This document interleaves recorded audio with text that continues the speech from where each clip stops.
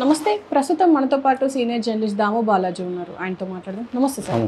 Sir, మహారాష్ట్రలో అత్యంత దారుణంగా ఒక పరువు హత్య జరిగింది అని చెప్పేసి వార్తలు వస్తున్నాయి. అది కూతుర్ని తండ్రి దారుణంగా చంపేశారు అని అంటున్నారు. ఈవెన్ అల్లుడిని కూడా గాయపరిచారు అంటున్నారు. అసలు ఏంటి సార్? అత్యంత దారుణమైన సంఘటన ఇది. మహారాష్ట్రలో చోపడ అనే ఒక టౌన్ ఉంది, జలగాం జిల్లా. ఇది చోపడ టౌన్లో అంబేద్కర్ నగర్లో ఒక ఫంక్షన్ హాల్ నైట్ 10 గంటల ప్రాంతం హల్దీ ఫంక్షన్ జరుగుతుంది, ప్రీ వెడ్డింగ్ ఫంక్షన్. అందరూ పసుపు బట్టలు వేసుకొని పాటలు పెద్ద ఎత్తున పెట్టి డ్యాన్సులు వేస్తూ అతి ఉత్సాహంగా జరుగుతుంది. ఆ టైంలో ఒక 50 ఏళ్ల వ్యక్తి వచ్చి తన జోబిలో పెట్టుకున్న రివాల్వర్ తీసి ఒక 24 ఏళ్ల అమ్మాయి తృప్తి, ఆ అమ్మాయి పేరు తృప్తి వాగ్, అమ్మాయి పేరు తృప్తి అనే అమ్మాయిని కాల్ చేశాడు పాయింట్ బ్లాక్లో. అమ్మాయి అక్కడికక్కడే చనిపోయింది. వాళ్ళ హస్బెండ్ అవినాష్ వాగ్, అతని మీద కూడా కాల్పులు జరిపాడు. 3 రౌండ్ల కాల్పులు. ఈ అమ్మాయి మీద 1 రౌండ్, అబ్బాయి మీద 3 రౌండ్లు జరిపాడు. ఆ అబ్బాయికి లక్కీగా కడుపులో అండ్ చేతికి గాయమయ్యి, ఎందుకంటే ఫస్ట్ కాల్చగానే అబ్బాయి కొంత అలర్ట్ అయ్యాడు. సో అబ్బాయి పడిపోయాడు, కానీ ఈ లోపల జనం ఇతని మీద పడిపోయారు. సో ఎక్కువ మంది జనం ఉన్నారు కాబట్టి ఇతని మీద పడిపోయి గన్ లాగేసుకొని ఇతన్ని చితగ్గొట్టేశారు. సో ఆ అమ్మాయి ఎవరో కాదు, ఈ కాల్చిన అతని సొంత కూతురే.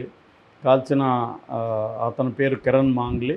ఇతను ఇంతకుముందు సిఆర్పిఎఫ్ ఎస్ఐగా పనిచేశాడు, సెంట్రల్ రిజర్వ్ పోలీస్ ఫోర్స్లో ఎస్ఐగా పనిచేశాడు. అతనికి సొంత రివాల్వర్ ఉంది. రిటైర్డ్ అయినాడు, కానీ రిటైర్డ్ అయినా అతను పెట్టుకున్నాడు. సో ఆ రివాల్వర్తో వచ్చి కూతుర్ని కాల్ చేశాడు. ఈ ఫంక్షన్ ఎవరిది అంటే, ఈ తృప్తి అనే అమ్మాయి చనిపోయింది కదా, ఈ అమ్మాయి వీళ్ళ అల్లుడు వాళ్ళ సిస్టర్ సంస్కృతి వాగ్ అమ్మాయి పేరు. ఆ అమ్మాయి పెళ్లి జరుగుతుంది. అమ్మాయి పెళ్లికి ముందు ఈ హల్దీ ఫంక్షన్ పెట్టుకున్నారు. ఆ ఫంక్షన్ జరుగుతుందని ఈయనకు ముందుగానే తెలిసింది, వెళ్ళి కాల్ చేశాడు.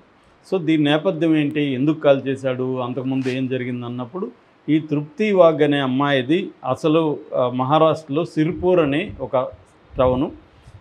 ఈ అమ్మాయి బిహెచ్ఎంఎస్ అంటే bachelor of homeopathic science, medicine and surgery, BHMS చదువుతుంది, ఫస్ట్ ఇయర్లో చదువుతుంది. ఈ అమ్మాయికి అక్కడ పక్కన ఫ్రెండ్ లాగా వీళ్ళ బంధువు కూడా అవుతారని చెప్తున్నారు. ఒక అవినాష్ అనే అబ్బాయి పరిచయం అయ్యాడు. ఆ అబ్బాయి ఏమో 12th క్లాస్తో చదువు ఆపేసి కమిన్స్ ఇండియా అనే ఒక కంపెనీలో హెల్పర్గా పనిచేస్తున్నాడు. సో బంధువు అవుతాడు, ప్లస్ పరిచయం అయ్యారు. అతన్ని ఈ అమ్మాయి లవ్ చేసింది. లవ్ చేస్తే ఈయనకి వ్యతిరేకత వచ్చింది. వీళ్ళ నాన్న పెళ్ళి వద్దన్నాడు. ఎందుకంటే ఇక్కడ కులం కాదు, మామూలు పరోహత్యలు ఇండియాలో కులానికి ఆధారంగా జరుగుతాయి. ఇక్కడ వర్గం అని చెప్పుకోవచ్చు మనం. అంటే మన దేశంలో కాస్ట్ అండ్ క్లాస్ అంటారు, కులం వర్గం, ఈ 2 ప్రధానంగా పనిచేస్తుంటాయి. సో ఇక్కడ ఈ కులం కాదు, ఒకే కులం అంటున్నారు. బట్ అతను 12th చదివాడు, రెండోది పెద్ద డబ్బులు లేవు ఫ్యామిలీకి.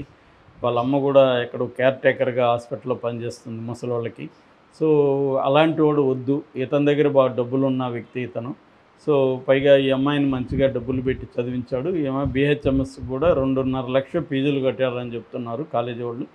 సో ఇవన్నీ వద్దంటే అమ్మాయి వినకుండా మ్యారేజ్ చేసేసుకుంది. వెళ్ళిపోయి ఇద్దరు మ్యారేజ్ చేసుకున్నారు. చేసుకొని పూణేలో కాపురం పెట్టారు. ఎప్పుడు మ్యారేజ్ జరిగింది, 2003లో జరిగింది. అయితే ఈ అమ్మాయి ప్రెగ్నెంట్ అయింది.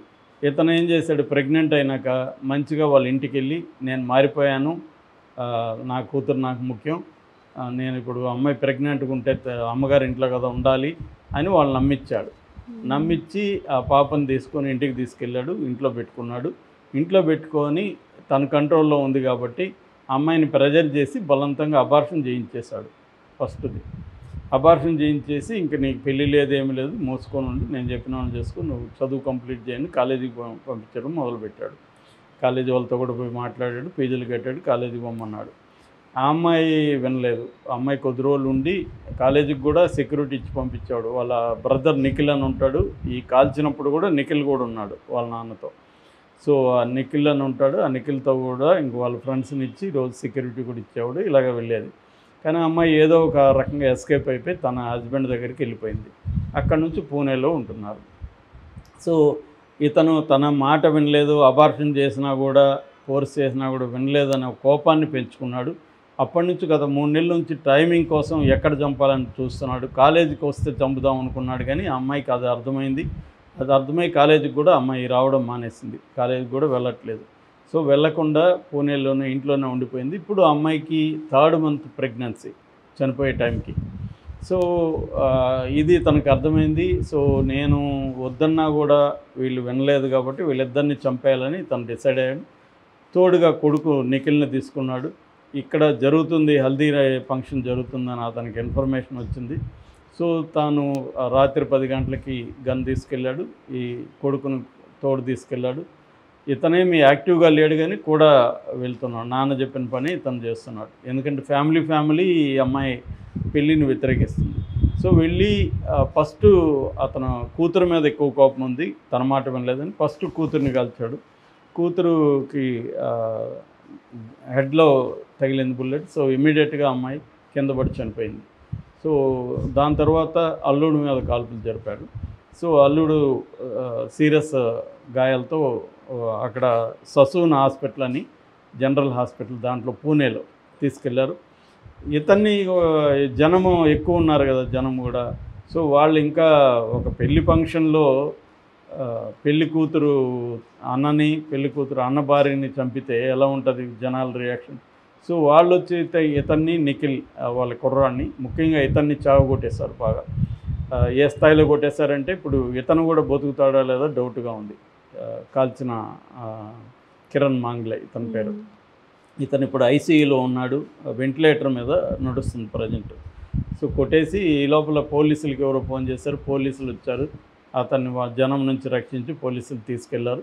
పోలీసులు ఇప్పుడు ఇతని మీద కొడుకు మీద 3 సెక్షన్ల కింద కేసు పెట్టారు. ఒకటి 103 103 BNS, ఇది వచ్చి మర్డర్ కేసు. ఇంతకుముందు 302 ఉండేది, ఇప్పుడు 103 అయింది. అట్లాగే 109, ఇంతకుముందు 307 ఉండేది, అటెంప్ట్ టు మర్డర్. 109 పెట్టారు. దీంట్లో 109 ప్లస్ ఆర్మ్స్ యాక్ట్. ఈ గన్నుకి లైసెన్స్ లేదు. సో ఆర్మ్స్ యాక్ట్ కింద సెక్షన్ 25 and 3 ఆర్మ్స్ యాక్ట్ కింద కూడా కేసు పెట్టారు, అంటే లైసెన్స్ లేని గన్ను పెట్టుకుంటే. సో ఇతనికి మరణశిక్ష దగ్గర నుంచి లైఫ్ వరకు పడే అవకాశం ఉంది. అయితే ఇప్పుడు కొడుకును మాత్రం ఇంకా అరెస్ట్ చేయలేదని పోలీసులు చెప్తున్నాడు. అక్కడ జలగాం ఎస్పీ మహేశ్వర్ రెడ్డి మీడియాతో మాట్లాడాడు. సో అతనేమన్నా అంటే ఇది కుల అహంకార హత్య కాదు, కానీ తమకు ఈక్వల్గా లేదని, వాడు 10th 12th ఫెయిల్ అని, తర్వాత వాళ్ళకి తమ స్థాయిలో డబ్బులు లేదని ఈ యాంగిల్లో ఇతను వ్యతిరేకించాడు అనేది ఇతను పోలీసు ఇన్స్పెక్టర్ చెప్తున్నాడు. అంటే బేసిక్గా మనకేంటంటే జనరల్గా పరువు హత్యలు అంటే కులానికి సంబంధించిన హత్యలు జరుగుతున్నాయి. ఎందుకంటే ఇప్పటికి కూడా మనకి ఎంత చదువు ఎంత అభివృద్ధి అయినా కూడా తమ పిల్లలు తమ కులంలోనే పెళ్లి చేసుకోవాలని ఇప్పటికి కూడా తల్లిదండ్రులు మ్యాక్సిమం ఉన్నది. ఈ మధ్య నేను మొన్న కూడా నా ఫ్రెండ్ అవుతారు ఆయన ఒక చిన్న మీటింగ్ జరిగితే అందులో మాట్లాడుతున్నాడు. ఆయన ఏమంటున్నా అంటే వాళ్ళ కొడుకు అమెరికాలో ఉన్నాడు, అతనికి పెళ్లి సంబంధాలు చూస్తున్నాం, వాడికి ఒకే మాట చెప్పాను. వాడు ఏమన్నాడంటే మీరు చేసిన వాళ్ళని నేను చేసుకోను అన్నాడు అంట. అప్పుడు ఈయన వాడికి చెప్పిన మాట ఏంటంటే, నువ్వు SC ST ముస్లిం వీళ్ళిద్దరిలో కాకుండా ఇంకెవరినన్నా నువ్వు చేసుకో, బీసీలని చేసుకో, అప్పర్ కాస్ట్ వేరే వాళ్ళని చేసుకో, ఇతను వచ్చి అప్పర్ కాస్ట్. సో ఎవరినైనా చేసుకో, కానీ SC ST చేసుకోవద్దు, ముస్లిం చేసుకోవద్దు. చేసుకుంటే మాత్రం నేను అడుగు పెట్టనివ్వను నా ఇంట్లో అనేది ఇతను చెప్పాడు. సో ఇప్పుడు అతను ప్రేమించాలనుకో ఎవరైనా ముందుగా కులం చూడాలి, మతం చూసి ప్రేమించాలి.